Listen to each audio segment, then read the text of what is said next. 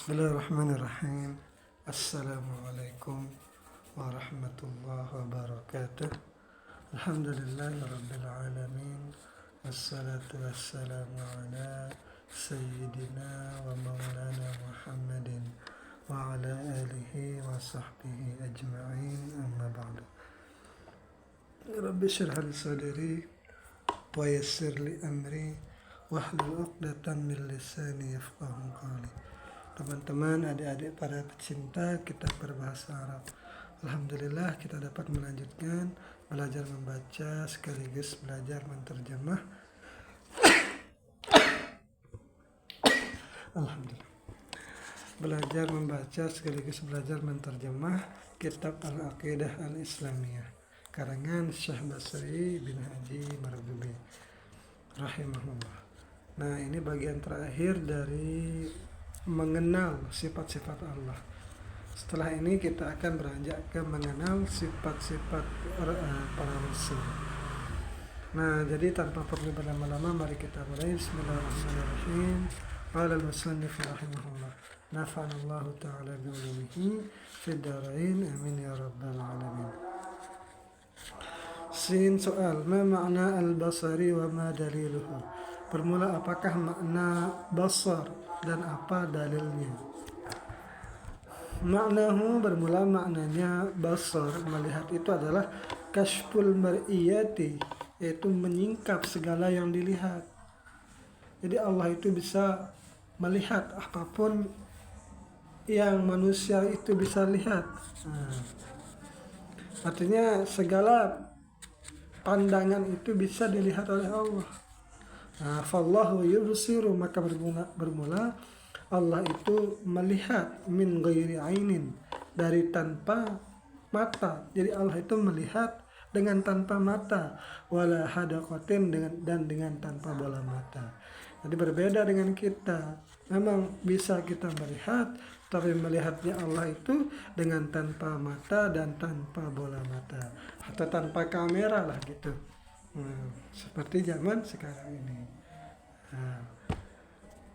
Wadaliluhu, dan bermula dalilnya basar itu annahu law kana a'ma, bahwasanya jika sekira ada Allah itu buta, lakana naqisan, niscaya adalah Allah itu Tuhan yang mempunyai kekurangan. Walau kana naqisan, dan jika ada Tuhan itu mempunyai kekurangan, lakana hadisan, niscaya ada Tuhan itu sama dengan makhluknya, yaitu baru. Karena manusia atau ciptaannya Allah itu bisa melihat juga dengan mata dan dengan bola matanya. Nah, jika ada Tuhan seperti ini, wahada batilun, bermula ini adalah Tuhan yang batil. Qala ta'ala, berfirman Allah Ta'ala, laisa kamitslihi syai'un wa huwas samiul basir. Jadi Allah sendiri yang mengatakan bahwa tidak ada yang setara dengannya sesuatu pun, dan bermula dialah Allah yang maha mendengar lagi maha melihat. Jadi Allah membedakan di sini antara melihat dan mendengar. Ini dalil tentang basar. Selanjutnya, ma ma'nal kalami wa ma daliluhu. Bermula, apa itu maknanya kalam dan apa dalilnya? Jim jawab, maknahu at-tahadduts, yaitu bercakap-cakap atau berkata-kata. Fallahu mutakallimun, maka bermula Allah itu bercakap-cakap. Min ghairi harfin wala sautin, dengan tanpa huruf dan tanpa suara. Allah itu bisa berbicara, tetapi berbicaranya itu tidak sama dengan kita. Yang kalau kita itu berbicara dengan ada suara dan ada hurufnya. Nah, berbeda Allah jika berbicara, yaitu dengan tanpa huruf dan tanpa suara. Wa daliluhu, dan bermula dalilnya kalam ini, annahu law kana akhrasa, jika ada Tuhan itu bisu, tidak bisa berkata-kata, lakana naqisan, niscaya ada Allah itu mempunyai kekurangan. Wa mata naqasa sara hadisan, dan kapanpun ada Allah itu atau Tuhan itu mempunyai kekurangan, maka jadilah dia itu bahru. Dan jika ada yang baru, wahada batilun, maka bermula ini adalah Tuhan yang batil. Allah Ta'ala, berkata Allah Ta'ala, wa kallamallahu Musa taklima, dan Allah itu berkata-kata atau berbicara kepada Nabi Musa taklima, akan sebagaimana pembicaraan.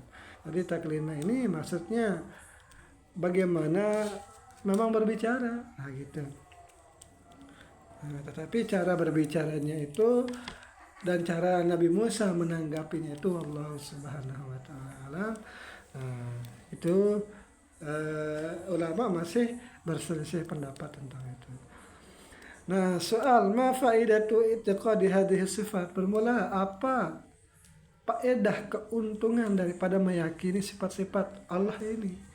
Nah, jika kita ditanya apa keuntungan daripada mengenal Allah dengan sifat-sifatnya ini, jawab faidatuhu, bermula manfaatnya itu annal insana, bahwasanya manusia itu idza i'taqadaha, apabila manusia meyakini sifat Allah ini, zakarallaha fi syiddatihi wa farajihi, yaitu manusia itu mengingat akan Allah di dalam kesempitan hidupnya dan kelapangan hidupnya. Jadi apapun keadaannya, jadi manusia itu akan bisa mengingat Allah Subhanahu wa Ta'ala, baik pada waktu sempit ataupun pada waktu luang. Wa khafahu fi ijtima'ihi, dan manusia itu takut kepada Tuhan, kepada Allah pada waktu ia bersama-sama dengan orang lain, atau ketika berkumpul dengan orang lain, wa wahdatihi, dan takut kepada Allah ketika sendirian. Wa akhlasa lahul ibadata, dan manusia itu bisa mengikhlaskan akan ibadahnya kepada Allah. Nah, jika sudah seperti itu, fayafuzu bi khairin, niscaya maka dia itu akan beruntung manusia itu dengan mendapatkan kebaikan bi khairid dunia, kebaikan di dunia, wa na'imil akhirati, dan kenikmatan di akhirat. Nah, ini sekelumit tentang dalil-dalil sifat 20 yang sudah kita bahas, beserta dalil akli, dalil akalnya, dan dalil nakli, yaitu dalil yang diambil dari Al-Quran. Nah, semoga ada manfaatnya. Ini yang bisa saya sampaikan. Mohon maaf bila terdapat kesalahan. Assalamualaikum warahmatullahi wabarakatuh.